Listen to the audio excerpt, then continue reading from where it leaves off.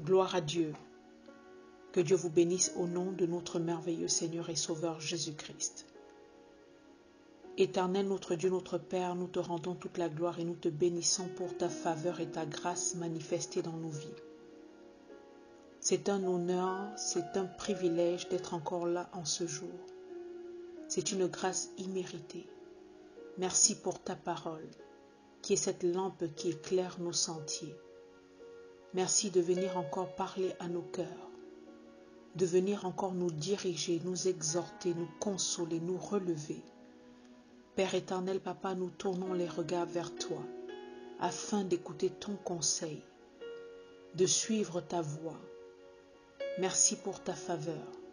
Sois béni d'éloigner toute lourdeur, toute distraction, toute fatigue, toute divagation mentale, toute confusion.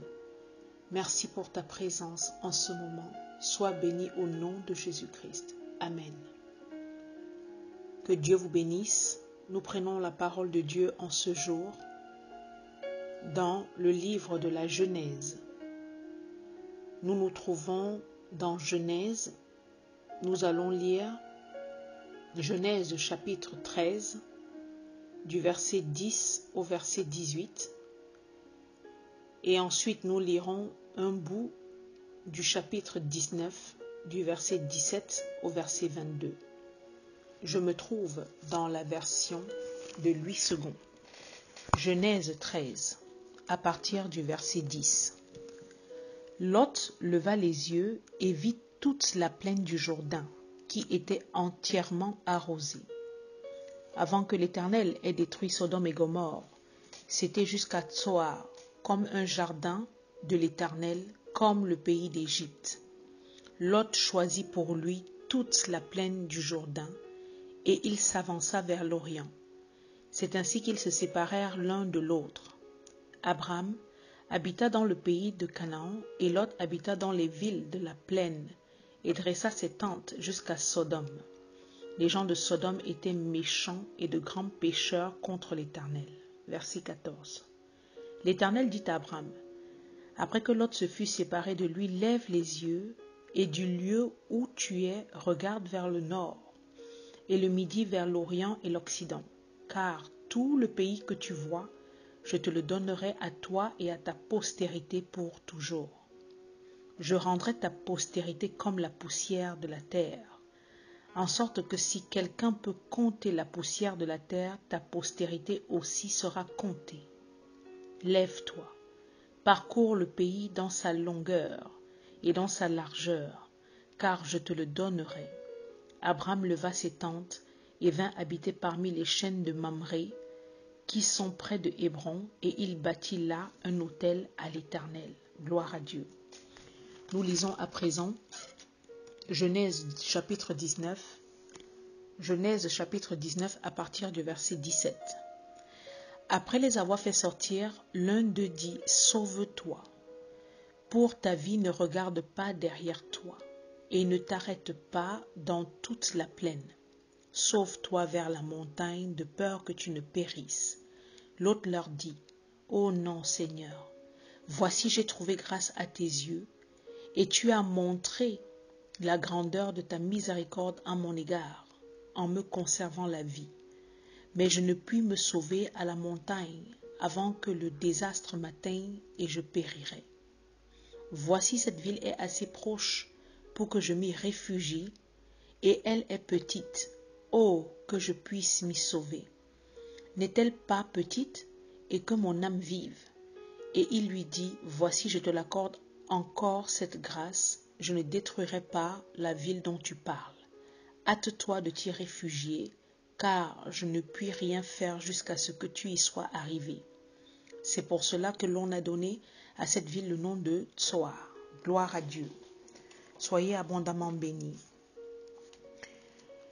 Vous savez, la parole de Dieu est source de sagesse.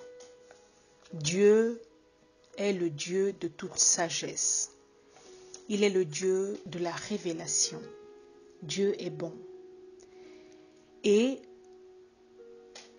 bien généralement, tout au long de nos vies, la vie c'est une succession de choix.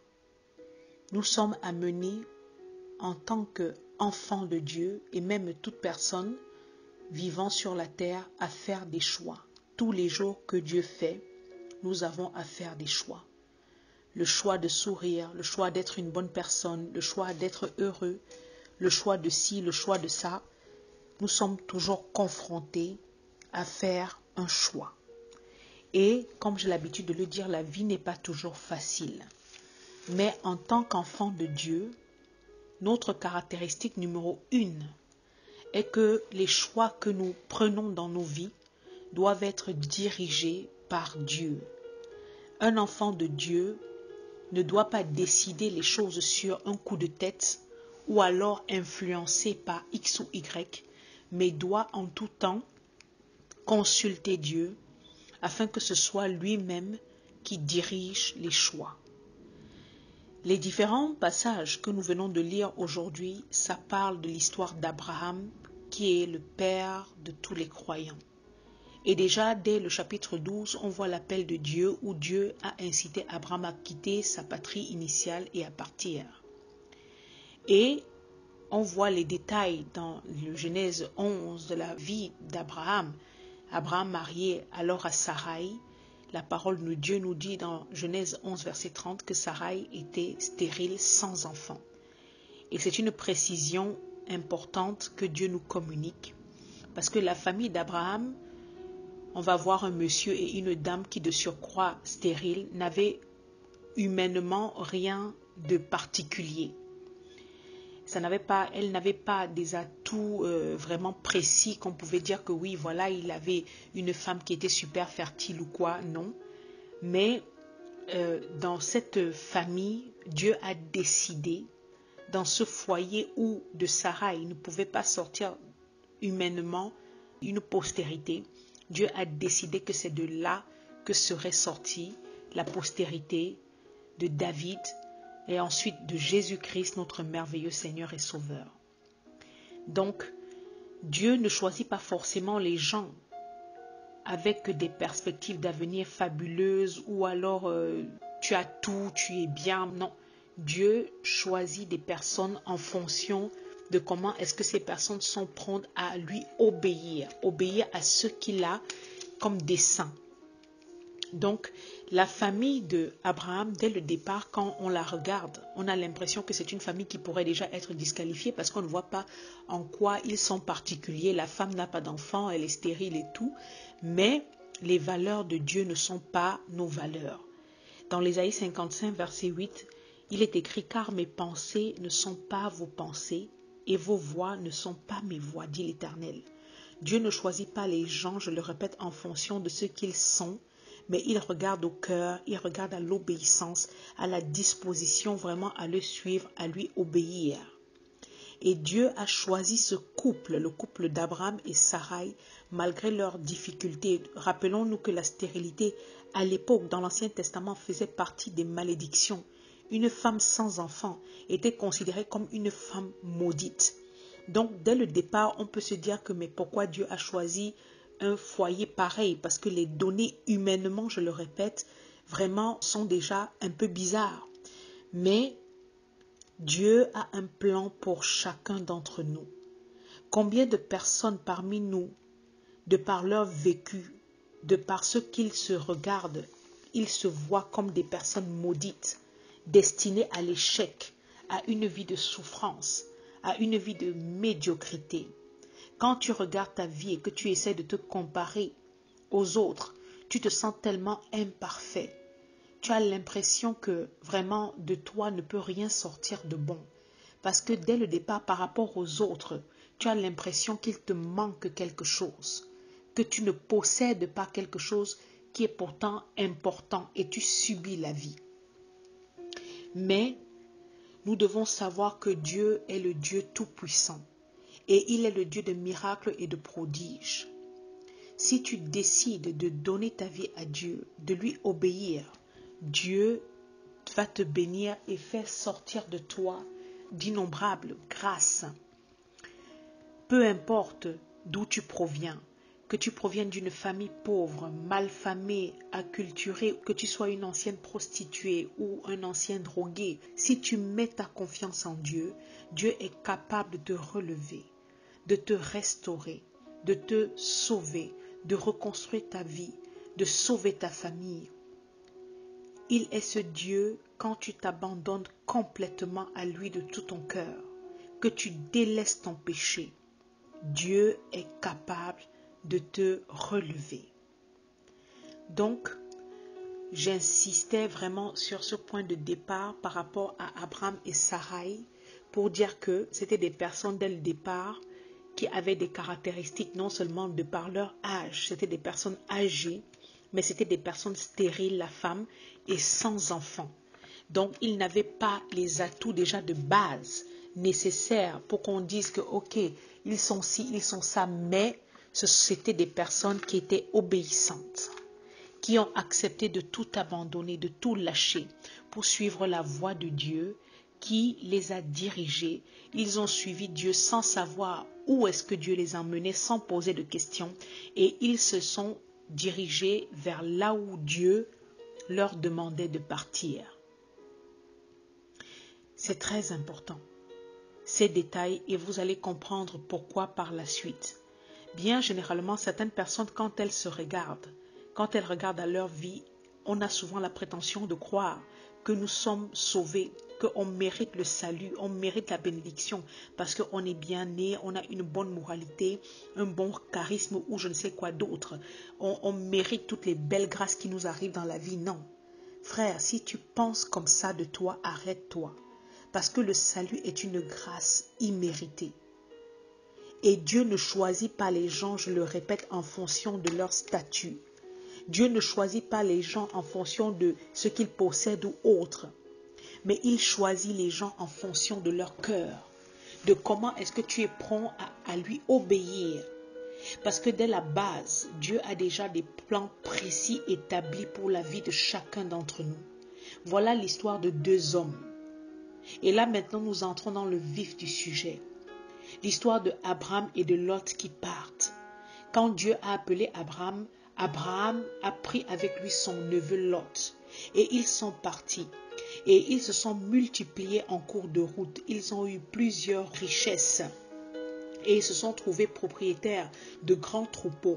Et voilà qu'entre les différents bergers ont éclaté des querelles. Et c'est ça que nous voyons dans le chapitre 13, là où Abraham dit, au verset 8, Abraham dit à Lot qu'il n'y ait point, je te prie, de dispute entre moi et toi, ni entre mes bergers et tes bergers, car nous sommes frères.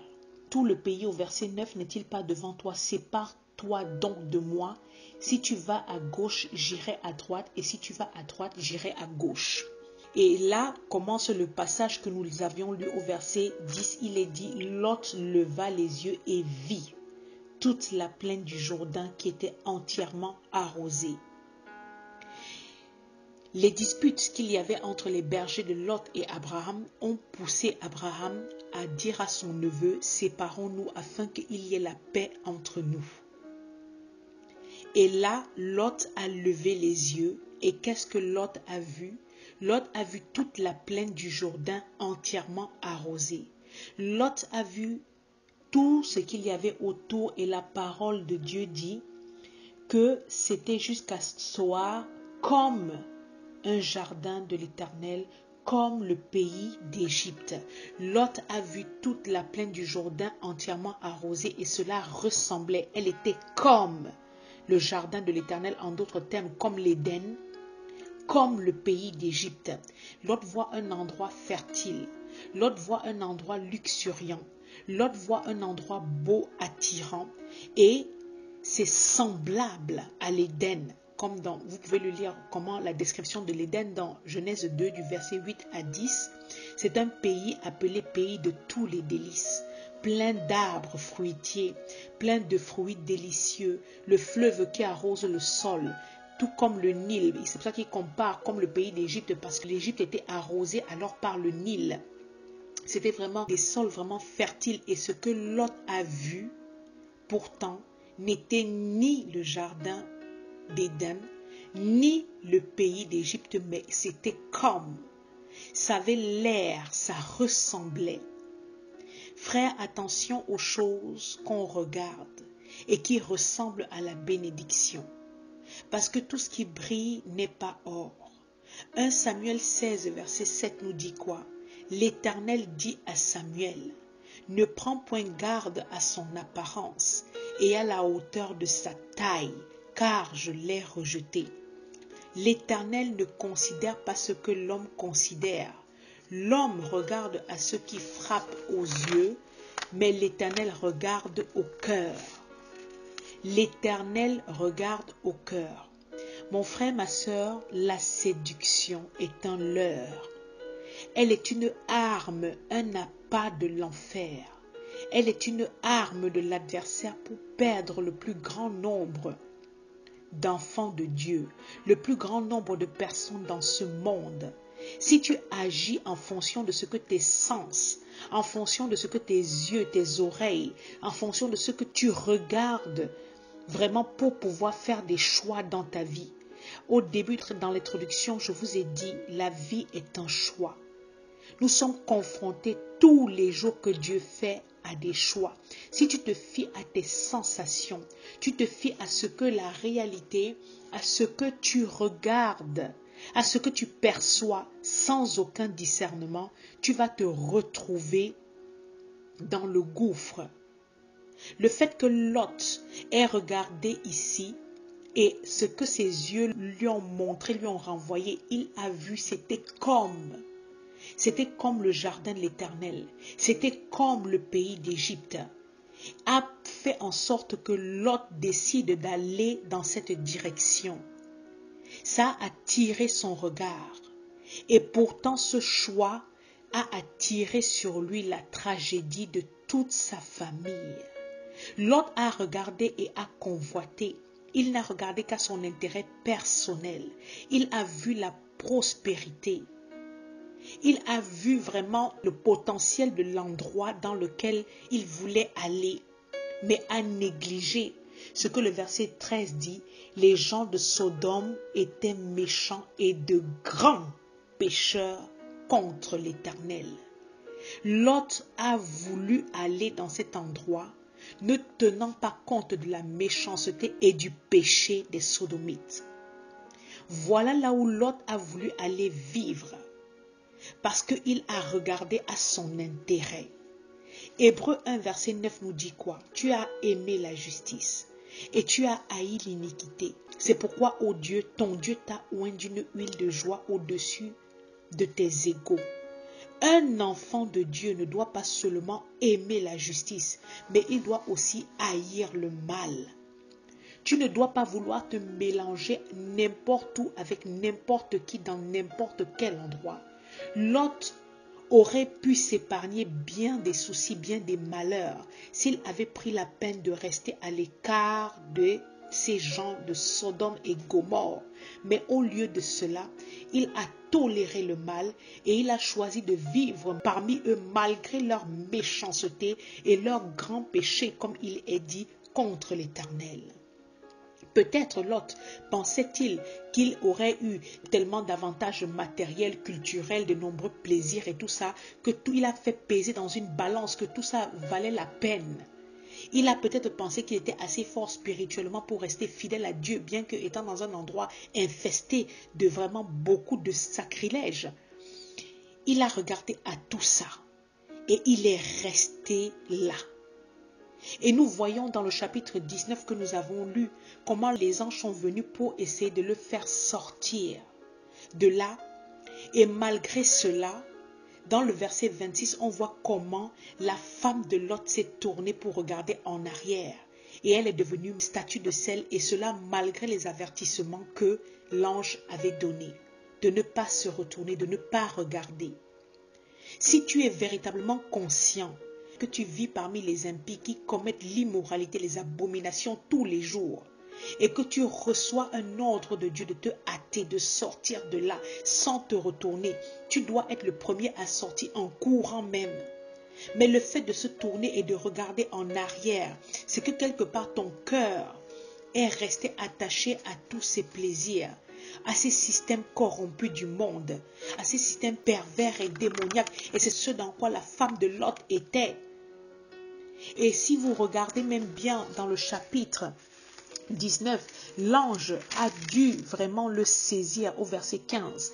Dès l'aube du jour, les anges insistèrent auprès de Lot en disant: lève-toi, prends ta femme et tes 2 filles qui se trouvent ici, de peur que tu ne périsses dans la ruine de la ville. Et comme il tardait, les hommes le saisirent par la main, lui, sa femme et ses 2 filles, car l'Éternel voulait l'épargner. Ils l'amenèrent et le laissèrent hors de la ville. C'est-à-dire qu'il tardait, il était hésitant. Il ne voulait pas sortir.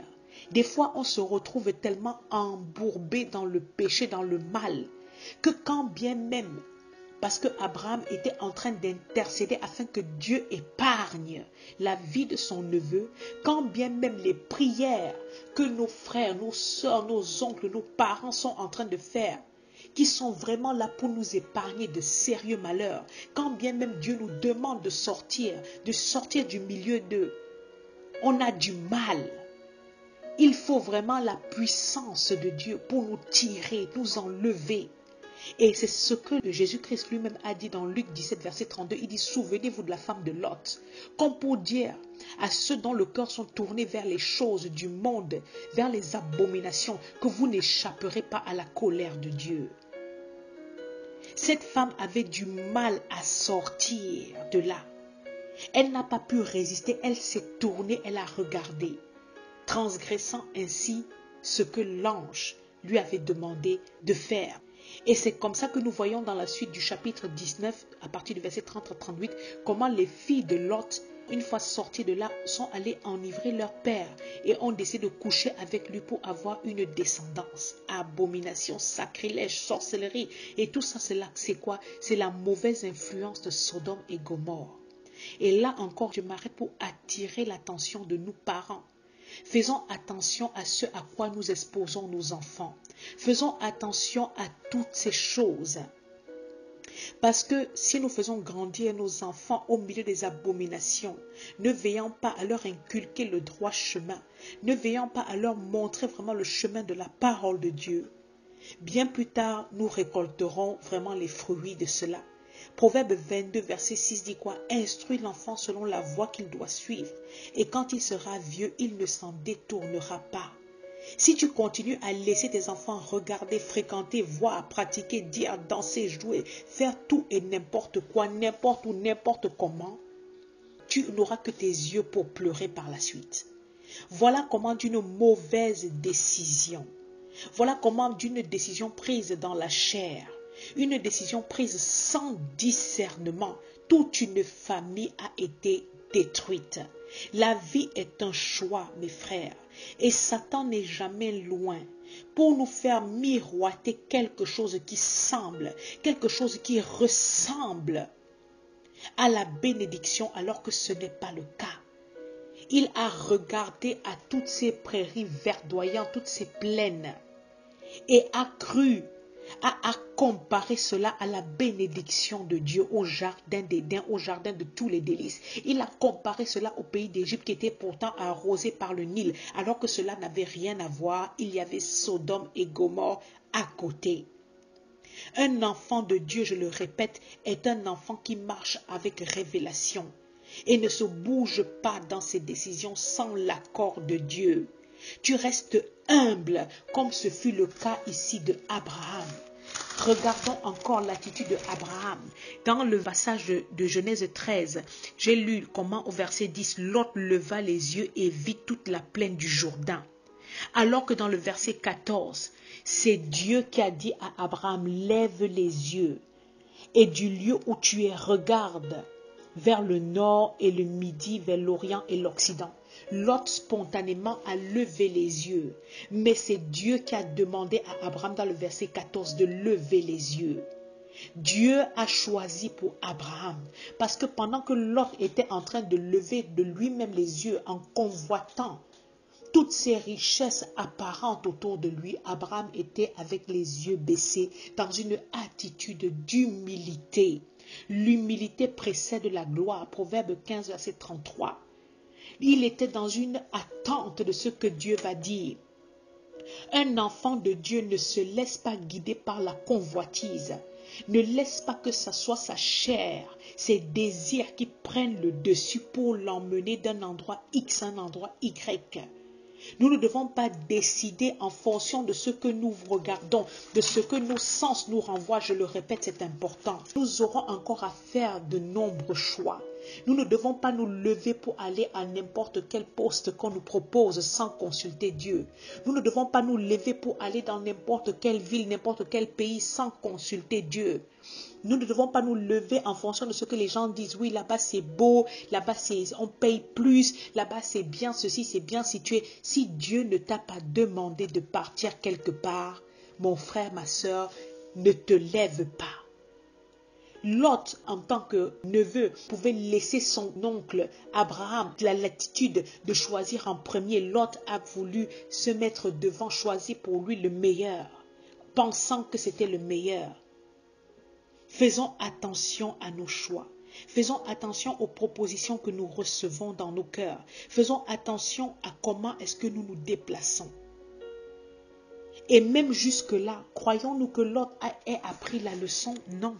Quand nous voyons dans le chapitre 19 ce que nous avons lu, nous voyons qu'après que Lot soit sorti sous la puissante main de l'ange, nous voyons que l'ange lui a demandé, nous l'avons lu tout à l'heure, du verset 19 jusqu'au verset 21, nous voyons comment l'ange a fait sortir de Sodome et Gomorrhe avec vraiment une hâte Lot. Et on voit comment il est écrit que l'ange insiste auprès de Lot parce que la ville devait être détruite. Et là, il traînait ses pieds et l'ange l'a fait sortir de force. Il s'est emparé de lui de force pour le faire sortir.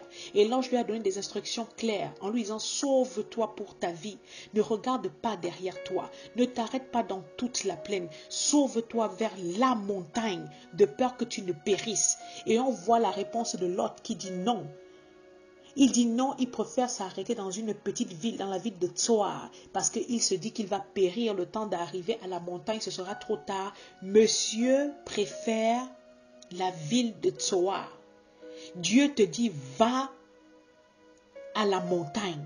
Toi, tu dis que non, je préfère dans la ville de Tsoar. Et pour ceux qui ne le savent pas, la ville de Tsoar, ça veut dire petit. Il a préféré rester là où c'était petit. Il dit, oui, je sais que tu m'as épargné, je sais que tu es tout puissant, mais je te dis, laisse-moi dans la ville de Tsoar. Et même cette ville de Tsoar devait être détruite. Et ça, nous le lisons ici, là, dans le verset 22, là où dit, hâte-toi de t'y réfugier, car je ne puis rien faire jusqu'à ce que tu y sois arrivé. C'est pour cela que on a donné à cette ville le nom de Tsoar. Je ne détruirai pas la ville dont tu parles, verset 21. Même la ville de Tsoar devait être détruite. Mais de par la grâce dont Lot jouissait, de par les prières de Abraham, la ville de Tsoar a été elle aussi épargnée. Dieu te demande, va à la montagne, toi tu dis non, je préfère rester ici. Une fois de plus, le refus de Lot, le choix plutôt de Lot, d'opter pour une ville au lieu de la montagne, d'opter pour un style urbain au lieu d'un style montagnard, montre vraiment ce vers quoi le cœur de Lot était tourné. Frères, cet enseignement est pour attirer notre attention sur les choix. Quels sont les choix de nos vies? Quels sont les choix de nos vies? Décidons-nous de suivre Dieu? Ou est-ce qu'on décide de suivre ce que nos désirs, nos cœurs nous renvoient? Que Dieu vous bénisse et que Dieu nous fasse grâce. Au nom puissant de notre merveilleux Seigneur et Sauveur Jésus-Christ. Amen.